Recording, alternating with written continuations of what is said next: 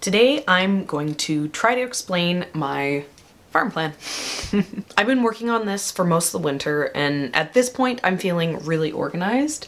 I want to explain this in the clearest way possible if I can, but what I'm basically gonna do in this video is walk you through how I came up with this farm plan. It's gonna be more about my planning process than getting into the nitty-gritty of the details of planting dates and things like that. One of the things I've been personally struggling with is the fact that I have a completely blank slate. I have just this open, full sun property, nothing set out, so my farm could be anything that I want. I'm not limited in space.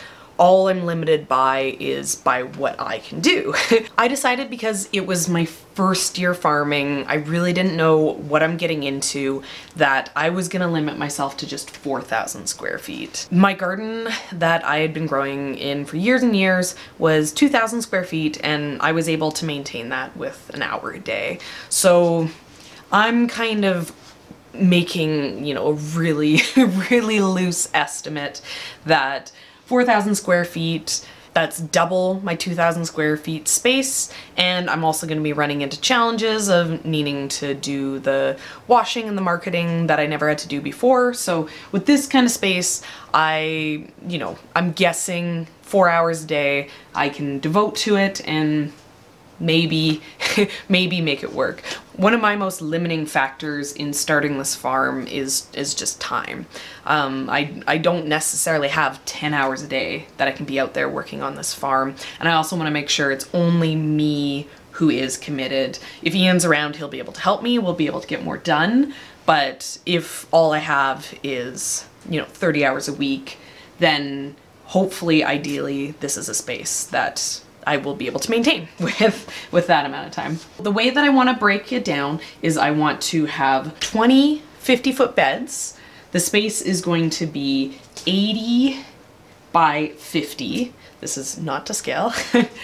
I want it to be set out in 50-foot beds because the long-term plan for the property is that we would be farming in 50-foot beds. So any infrastructure that I get prepared for and invest in this year, if it's in 50-foot lengths, it'll be able to be used into the future. Whereas if, I did like 30-foot lengths or some other random number, it might be harder to repurpose those materials. This space is pretty limiting, and I want to be able to have successions of crops coming out. So I actually planned it for it being 25-foot beds, which makes a total of 40 25-foot beds. In addition to the garden, I'll also have the greenhouse, which I will be growing tomatoes in. Having figured out the space that I was going to be farming in, the next thing that I narrowed in was where I was going to be selling. And that is a local farmers market that runs from the beginning of June till the end of September. There's going to be a total of 17 markets. So this is my growing period.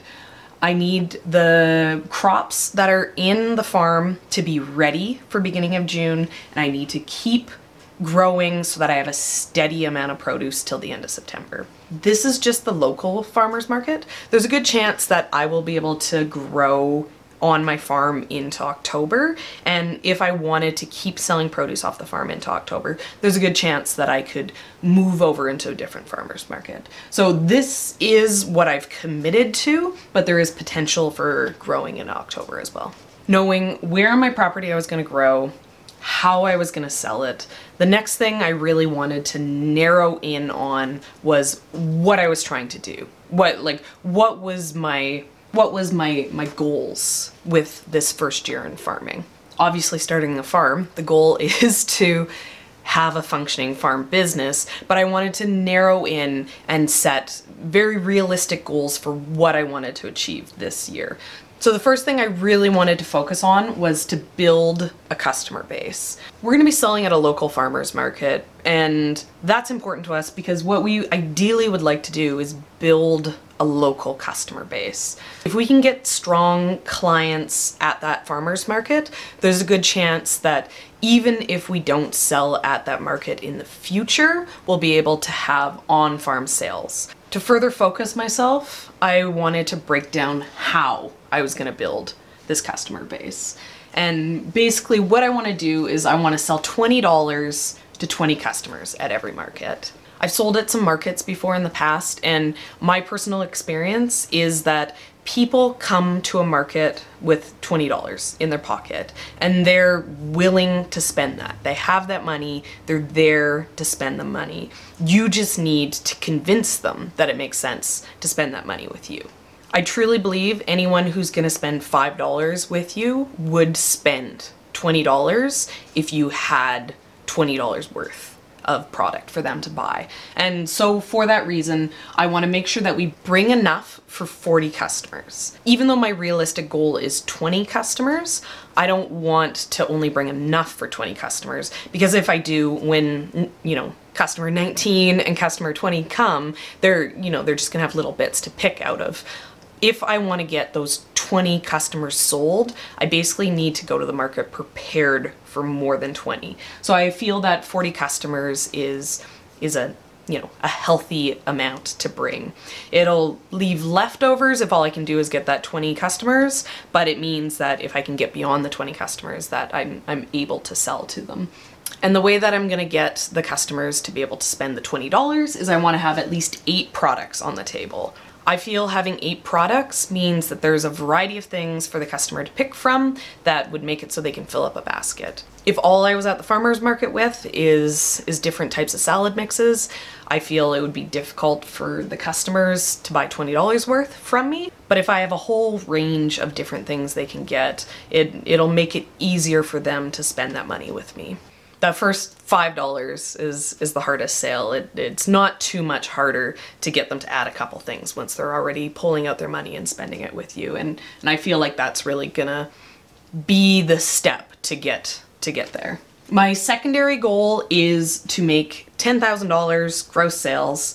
This goal isn't as much my focus as the building a customer base. The $10,000 number that is the amount that we need to sell to be able to apply for farm status. We missed the boat for farm status for 2019, but if we can sell $10,000 in 2019, it means when we go to apply for farm status for 2020, we will have no issue. Getting the farm status will save us a couple $1,000s a year. So if we can do this, it will make up for, a lack of profits made in this year, because it'll give us a really good jump on the next season. The breakdown for how I hope to get to this $10,000 is if I sell $20 to 20 customers, that's $400 per market. There's 17 markets, which would make us $6,800 within our market season. And then we're also going to be selling seedlings before the market even begins. And we also have the potential for sales in October, as well as sales outside of the farmer's market. So, obviously the 400 per market is a projection. I don't know if we'll be able to do that, but standing here now, having done nothing and knowing nothing, I feel like it's doable. So I feel going forward, these goals aren't unrealistic any more than, the space that I'm planning on growing in at this point it all feels comfortable to me right now. Having the goals still didn't quite feel focused in enough. So what I wanted to do even further was to focus in on specific crops. I found it really helpful to narrow in my blank slate of a property into the set space for the farm. And so yet again, I wanted to focus in from the infinite number of things that I could grow into what I really wanted to get good at growing, get known to my customer base for growing, and kind of build everything off of that. What I picked to do as a crop focus was carrots and salad. And what I mean by focusing is I want to have consistent production every week, and to do that, I'm going to devote space to them. And I'm going to devote space to them beyond what they actually probably need. This is my first year farming. I personally, even as a gardener, don't have a ton of experience with carrots and salad. Neither of those crops are things that I personally was overly excited about in my home garden. So there's a lot of learning curve to it. I put in a lot of buffer for failure. I want to be able to produce way more than the 40 customers amount that I want to bring to market. So if I only get a 50% success rate, I will still be able to do that consistent production. What I actually did was on my plan, I actually blocked out 8 25-foot beds for carrots and 8 25-foot beds for the salad. That actually took up 40% of my growing space. And as I said, I want to have 8 things at the market, and that's just 2 of them. But I feel like if I can get really good at those are crops that I feel people will consistently buy at every market. They have a very large appeal. Almost everyone likes lettuce or carrots, and it's also an item that doesn't need to be cooked. Because it gets hot here in the summers, you know, some things like beets, maybe it's too hot for them to want to turn on their stove, but everyone will pull out a salad, everyone will snack on carrots. I feel it's something that I can consistently sell outside of just a small seasonal window. By the time I got to this point in my plan, I'd actually already purchased most of my seeds. In hindsight, I probably would have continued planning and then purchased my seeds after that, but yeah, you know, like, I don't know what I'm doing. But because I did have my seeds, what I did at that point is I made a list of all my crops. And I know this isn't really super clear, but what I did was I wrote down everything that I bought. And this is basically like a wish list of everything I wish I could grow for the market. But because I'm trying to stay focused, I needed to then take this list of everything that I had and get it into a plan that would fit in the space. And as I said, I'd already taken up 40% of the farm with the carrots and the salad. So it really didn't leave a ton of space. On this list that I made, I actually wrote down the date to market, which is how long these crops need to be in the field so that I can start plotting out a timeline. From there, I actually broke it down even further, and I kind of listed everything out as what was going to be a really long growing crop, what was going to be kind of a medium length, and stuff that would be super quick. Things like radishes, they only take a month. They really don't need to be in the ground for very long. So that's a crop that doesn't necessarily take up a bunch of, you know, time space in a high intensity market garden like this. But other things like summer squash, which I really do want to grow, they're gonna need to be in the farm from the very beginning to pretty much the end. So I can't really put too many successions in whichever bed I choose to do that crop. As I started to look at how long things would need to how much space I had, I very, very quickly ran out of space. What I started to realize as I plotted things out and started to see when exactly I'd have to plant it to when I would crop it out to clear up new space, the spring garden, because crops take so much longer to grow in the cool weather, was overflowing. I really needed extra beds to be able to grow everything I wanted. Whereas by the time the summer came, when things were getting planted into spaces, they were coming out really quickly. Stuff that would have been 45 days in the spring is only gonna take 21 in the summer, and that means I can get twice as much stuff out of the space. But because I really don't want to expand beyond this 40 beds, I needed to drop a lot of things. Having my first market beginning of June means that there's a lot of things I can grow. There's no reason that I can't go to market with 8 things, but some of the things that I want to focus on in July and August, I'm not going to be able to have ready for June 1st. My entire greenhouse of tomatoes, those aren't going to be ready. Even things like the carrots that I'm doing a lot of focus on, I don't feel comfortable trying to get that ready for the 1st of June. So what I did was I did make a list of things that I did feel comfortable having for the 1st of June. What I came up with was salad, radish, turnip, spinach, arugula, mustard, rapini, choy, and kohlrabi. From there I looked at the list and I noticed that a lot of those were greens. And because going back to the I want people to spend $20, I didn't want to have a table of greens. I felt like that would be too limiting. But there was a few crops there that I did feel would be a good addition to, you know, the salads and the greens. And that is the kohlrabi, the rapini, and the choy.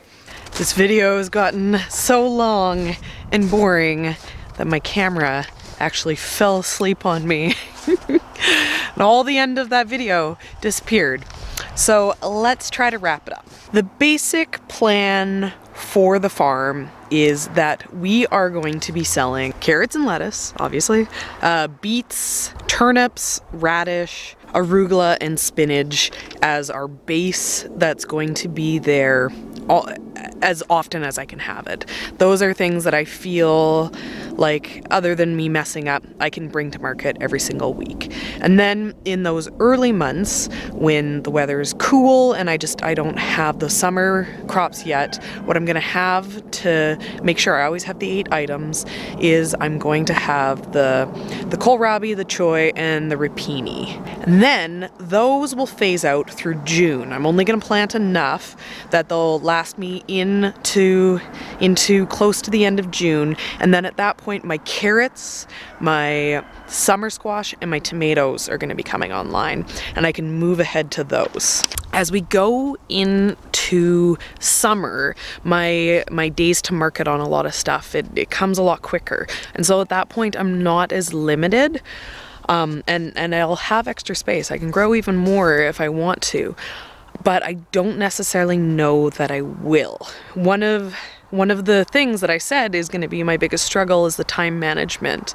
And because I don't know how many hours I'm going to have, I can't make plans to keep my 4,000 square feet full when things start to come quick. So I don't actually have a crop plan, I just have a crop list and planting dates for those first few things, because I really need to kind of play my crop plan by ear. I need to see just how long everything's taking me in those June months, and you know, if Ian's here, if we have the extra time, if we're able to sell even more stuff. So as it sits now, I have planting dates, and some of these planting dates actually have me starting seeds in the next couple of weeks here. I'm actually getting really close. And I also have it written out when I should transplant it, when I should direct seed the things that need to be direct seeded. But the plan is only really there till June 1st. At that point, I'm then going to be cropping things out, and I'm going to be, you know, moving forward as it makes sense. It seems silly to make a plan for how the farm is going to go when I don't really know exactly how it's going to go. But I am feeling confident, and I'm feeling ready, and I'm definitely feeling excited. So I apologize for how very long and potentially boring this video is. I know that some of you have been asking me, you wanted this info, and so I've put it together, and you know, now Ian can watch this video and know exactly what the plan is. And for everyone else who's gotten this far and has no idea what I'm talking about, make sure to stick around. Make sure to subscribe to the channel, because very quickly here, the videos are going to be this plan in action. So things are about to get a whole lot more green than they currently are. Okay guys, I'll see you next time.